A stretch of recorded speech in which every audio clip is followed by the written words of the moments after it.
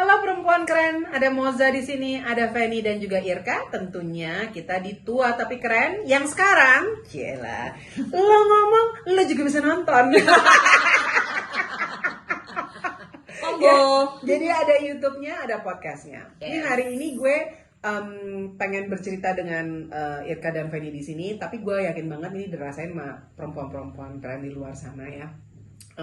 Bertambahnya usia kita semakin matang, pendapatan juga semakin stabil. Amin. Gitu kan. Bismillah, alhamdulillah, amin itu semuanya. Dan ada satu yang semakin kita bertambah usia nggak bisa ngatur mulut. Stabil juga ya. Stabil, ngunyah dulu. Jadi ganyem.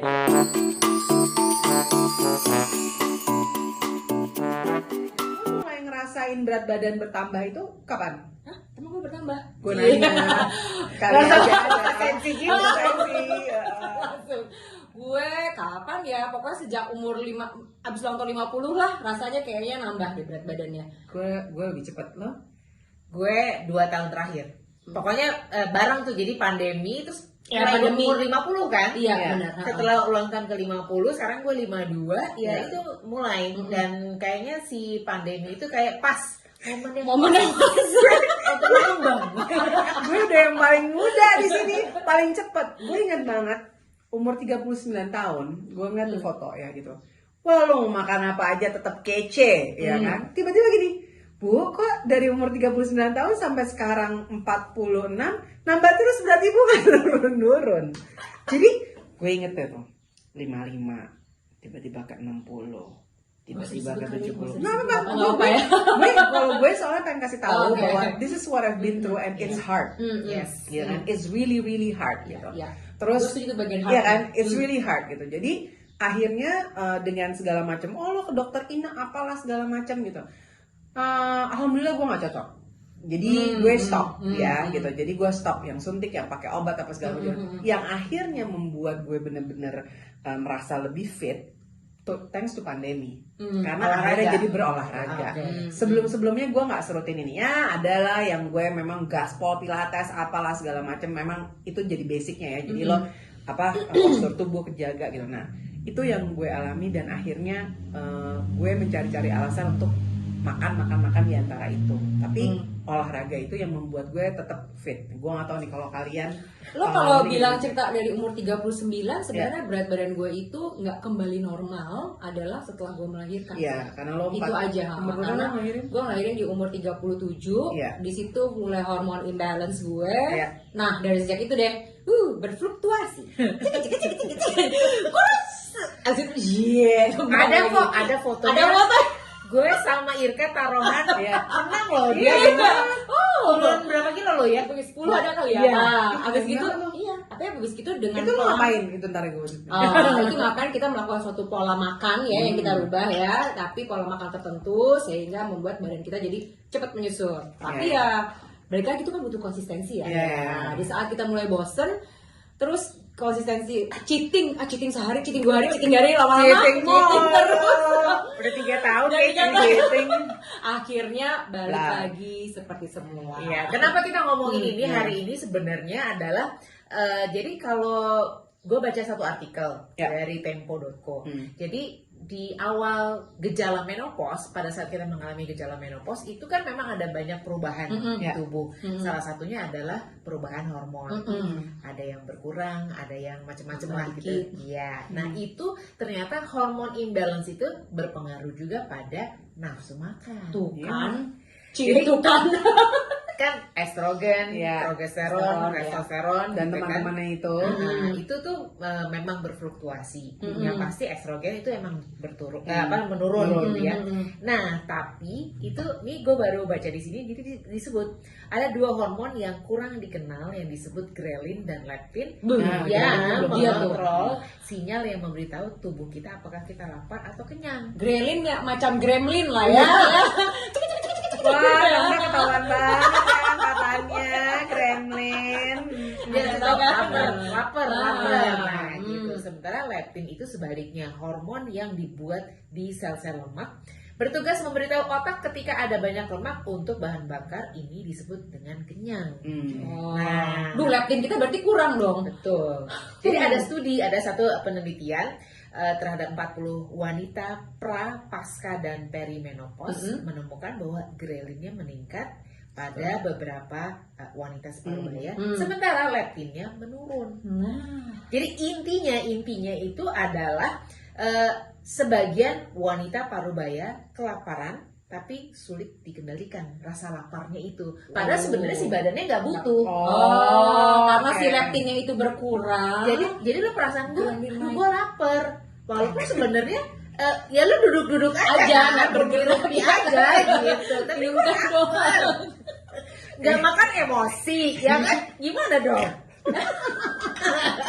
Gue soalnya ngebayanginnya, gue tuh pernah ya, rumpi kan itu kan menjadi satu di darah kita ya. Satu hari gue pernah yang ngeliatin postingan orang ya, gue gini, ini orang dari pagi ina ono mak ada aja eventnya. Terus gue bilang, ya orang sama juga kalau ngeliat lo mos pagi-pagi lo udah lari, udah ini udah apa segala macam. Jadi sebenarnya more or less tuh sama sebenarnya kan gitu. Nah itu yang gue pikir ya, Pen, kalau dulu we don't have time for this. Either lo sibuk kerja, ngurusin anak, ngejar-ngejar, jemput, ganti. Menurut gue gini, wah ini emang semakin matang lo harusnya semakin sibuk. Kenapa? Semakin waktu luang lo mikir apa yang harus gue manjakan mulut ya gitu. Cari-cari buka lemari, lemari es buka tutup.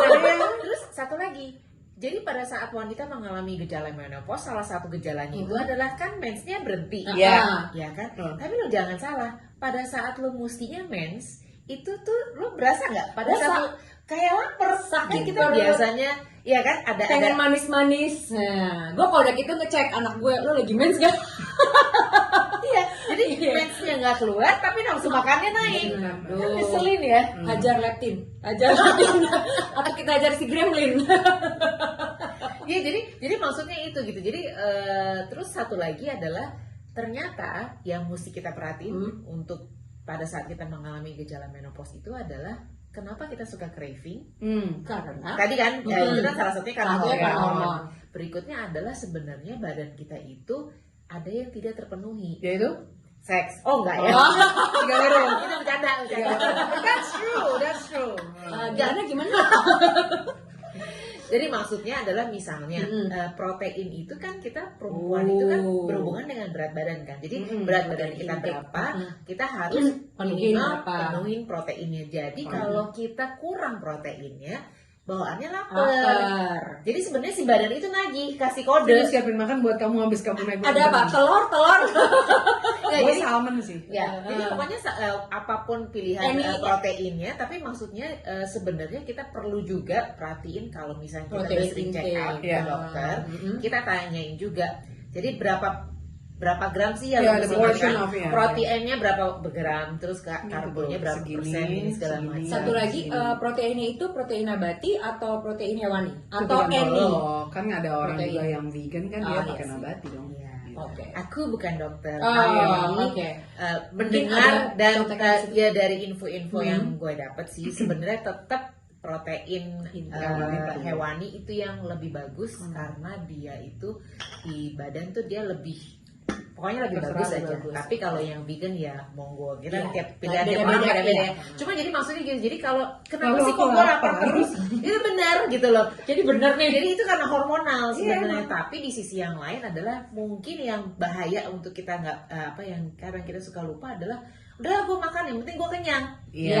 Pada saat kita makan misalnya kita makan nasi goreng, kenyang sih, tapi proteinnya berapa banyak sih dalam nasi goreng? Dikit segini-segini. Nah jadi sebenarnya itu juga yang bikin kita tambah lapar sebenarnya karena proteinnya kurang. Nanti kalau jadi ada juga tuh kalau misalnya, gue ngemil lagi pengen yang kriuk-kriuk gitu.